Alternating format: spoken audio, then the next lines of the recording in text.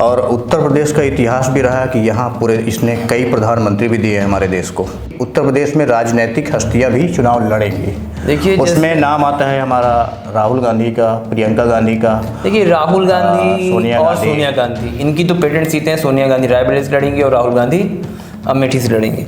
लेकिन हाँ, सबसे दिलचस्प बात जो है वो ये है कि प्रियंका गांधी बनारस से नरेंद्र मोदी के खिलाफ चुनाव लड़ने वाली हैं। लेकिन मैंने पहला ऐसा प्रधानमंत्री देखा है बहनों और भाइयों, पहला देखा है ना, जो आपके सामने आकर रोता है कि मुझे गाली लग रही है, मुझे गाली दे रहे हैं। आपके दुख सुनने के बजाय अपना दुखड़ा आपको सुनाते हैं। आपके दुख सुनने के बजाय अपना दुखड़ा आपको सुनाते हैं। जिसको एक बार अरविंद केजरीवाल 2014 में टक्कर दे चुके हैं। उनकी टक्कर अच्छी थी। उस वक्त मोदी जी की लहर थी और उनके खिलाफ 2 लाख वोट हासिल करना it is not easy task. एक कयास और लगाया जा रहा है कि बिहार के मुख्यमंत्री नीतीश कुमार भी फूलपुर लोकसभा सीट से लड़ने की तैयारी कर रहे हैं। माँ बेटे की सरकार से मुक्ति चाहिए मेरे भाई बहनों। इन लोगों ने देश को तबाह किया। आरएसवीपी मॉडल, आर्या ने राहुल, एस ने सोनिया, बीया ने बडरा, पिया ने प्रियंका। ये आरएसवीपी मॉडल 1 लाख का 300 करोड़ बना देता है। किसके जेब से गया भाई? ये किसके जेब से गया? आप बताइए भाइयों, ऐसे जादूगर चाहिए आपको? ऐसा मॉडल चाहिए? देश को इस मॉडल से मुक्ति चाहिए।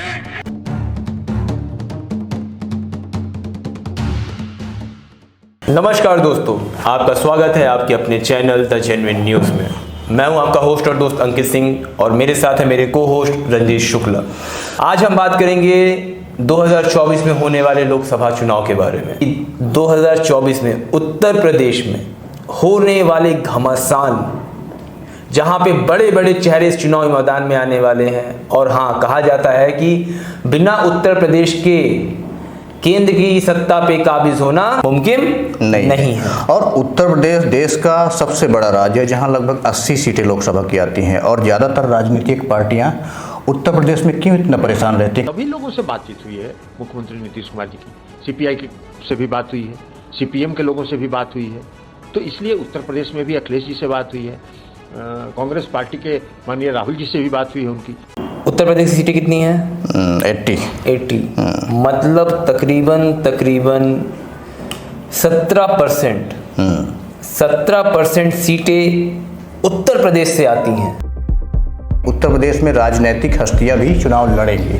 देखिए उसमें नाम आता है हमारा राहुल गांधी का, प्रियंका गांधी का। देखिए राहुल गांधी और सोनिया गांधी, इनकी तो पेटेंट सीटें हैं। सोनिया गांधी रायबरेली से लड़ेंगी और राहुल गांधी अमेठी से लड़ेंगे। लेकिन हाँ, सबसे दिलचस्प बात जो है वो ये है कि प्रियंका गांधी बनारस से नरेंद्र मोदी के खिलाफ चुनाव लड़ने वाली हैं। अरविंद केजरीवाल 2014 में टक्कर दे चुके हैं। उनकी टक्कर अच्छी थी। उस वक्त मोदी जी की लहर थी और उनके खिलाफ 2,35,000 वोट हासिल करना it is not easy task. और ये भी कहा जाता है कि अगर उस समय मोदी ना होते तो हो सकता है केजरीवाल अगले प्रधानमंत्री पद के लिए रेस में होते। अगर उस वक्त मोदी ना होते तो Kejriwal is the next option for the PM. कम पढ़े लिखे प्रधानमंत्री होंगे, कोई आके कहेगा प्रधानमंत्री जी सबसे थाली बजवाओ, जो तरंगे निकलेंगी उससे कोरोना भाग जाएगा। बिहार के मुख्यमंत्री नीतीश कुमार भी फूलपुर लोकसभा सीट से लड़ने की तैयारी कर रहे हैं। उत्तर प्रदेश एक बहुत अहम जगह है। मतलब केंद्र के लिए यहाँ पे आपको सत्ता हासिल करना बहुत ज़रूरी है। तो केंद्र पे आप सत्ता हासिल नहीं कर सकते। अब आप बताइए कि इतने बड़े बड़े लोग, राहुल गांधी जो कि पिछली बार हार चुके हैं स्मृति ईरानी जी से अमेठी में और काफ़ी वोटों के अंदर से हारे हैं, अब वो इस बार किस मोटिवेशन के साथ आएंगे कि चुनाव जीत? देखिए राहुल गांधी ने पिछले कई सालों में बहुत सारा काम किया है। उन्होंने ग्राउंड पे बहुत सारा काम किया है। उन्होंने भारत जोड़ो यात्रा की है, ठीक है। उनका ग्राउंड में अनुभव प्लस जनता से कनेक्टिविटी, दोनों चीज़ में बहुत ही उछाल देखने को। आपके अंदर मेरे लिए नफरत है, आपके अंदर मेरे लिए गुस्सा है, आपके लिए मैं पप्पू हूँ, आपके लिए मैं अलग अलग गाली दे सकते हो, मगर The Prime Minister directly insults me. He says, why is your name Gandhi and not Nehru? But his words are not taken off the record. Maybe Mr. Modi doesn't understand this, but generally in India, our surname is the surname of our father. But it does not matter because the truth always comes out. देखने को या मिला है। फिर उनको ये समझ में आ गया कि जो इस्मत ईरानी की छवि थी वो इस समय ग्राउंड पे काफ़ी धूमिल हो चुकी है, उनकी कोई पकड़ बची नहीं है। स्मृति ईरानी चुनाव जीती थी, वो बीजेपी का पोर्टफोलियो था, ठीक है, बीजेपी की बहुत सारी मैन पावर ने वर्क किया। दो शब्द बोल दिया दीदी, दो शब्द बोल दिया। क्षेत्र का अपमान कर दे पत्रकार होते नहीं आपके क्षेत्र का अपमान नहीं हो रहा, लेकिन आप पहली बार ऐसा कर रही है, तो इसलिए आपसे मैं कह रहा हूँ, मतलब आप दो शब्द बोल दिया दीदी, बोलना नहीं दो चाह रही शब्द। हैं। आप अगर मेरे क्षेत्र का अपमान करेंगे भैया तो मैं आपके मालिकाना उनको फोन करके कहूंगी, पत्रकार को अधिकार नहीं क्षेत्र की जनता का अपमान करें। नहीं मैं कोई भरत अग्रवाल जी है ना, कोई अपमान नहीं हो रहा है। मैं करूंगी फोन और कहूंगी। ड्रामेबाज हमेशा से रही हैं, वो पहले ड्रामा ही करती थी। तो जनता ड्रामा मतलब मैं उनको कोई तर्क नहीं दे रहा, मतलब वो पहले एक्टर थी, सास भी कभी बहू थी में वो काम प्रोफेशन है उनका। हाँ, इसलिए मैं कह रहा हूँ कि वो ड्रामा, उनकी सोशल मीडिया की इमेज ने वो काफ़ी वो हेल्प। चलिए राहुल गांधी के, चलिए ठीक है कि अब बात करते हैं प्रधानमंत्री नरेंद्र मोदी के खिलाफ जो प्रियंका गांधी खड़ी हुई है। तो प्रियंका गांधी किस सोच से बनारस से चुनाव लड़ना चाहते हैं, या फिर INDIA का कोई देखिए कुछ कोशिश कर रहे हैं कि वो NDA को पीछे कर सकें? देखिए बेसिकली बात समझिए, नरेंद्र मोदी के सामने एक बड़ा चेहरा खड़ा करना इंडिया की मजबूरी है, इंडिया की मजबूरी है, क्योंकि भाई नरेंद्र मोदी को कोई आम चेहरा हरा नहीं सकता, ठीक है। और Priyanka Gandhi is that popular, उतनी पॉपुलर हैं कि उस पर वो दाव खेलने को तैयार है। अब देखिए प्रियंका गांधी अरविंद केजरीवाल जी का रिकॉर्ड तोड़ पाती हैं कि नहीं तोड़ पाती हैं, क्योंकि वो तो हार चुके थे। अब ये देखना पड़ेगा कि प्रियंका गांधी अरविंद केजरीवाल का रिकॉर्ड तोड़ती हैं या फिर वो बहुत बुरी हारती हैं या वो मोदी जी को हराती हैं। अच्छा, अगर JDU के प्रमुख नीतीश कुमार अगर यूपी से फूलपुर लोकसभा सीट से आते हैं तो क्या सोच है इसके पीछे INDIA का? देखिए नीतीश कुमार सोच ये है, देखिए क्या होता है, हाथ जोड़ करके बता देते हैं कि भाई कौन क्या बोलता है, वो तो अपना लोकल आदमी भी कुछ बोलता है, सारा तो बोलना चाहिए कि समर्थक है तब भी बोलता है, लेकिन हमारा अपनी तरफ से अपने लिए कोई चॉइस नहीं है, सारा चॉइस है देश के लिए कि सब एकजुट होकर के लड़ेंगे। अगर भारतीय जनता पार्टी के राज को एक आपातकाल की तरह प्रोजेक्ट कर रही है, दिखा रही है कि भारतीय जनता पार्टी ने आपातकाल जैसी परिस्थितियां पैदा कर दी हैं। तो नीतीश कुमार का फूलपुर से आके चुनाव लड़ना बेसिकली OBCs को गैदर करने का काम है, वो एक ओबीसी राजनीति को वो गैदर करना चाह रहे हैं। विश्वास दिलाना भी है कि हम आपके साथ हैं।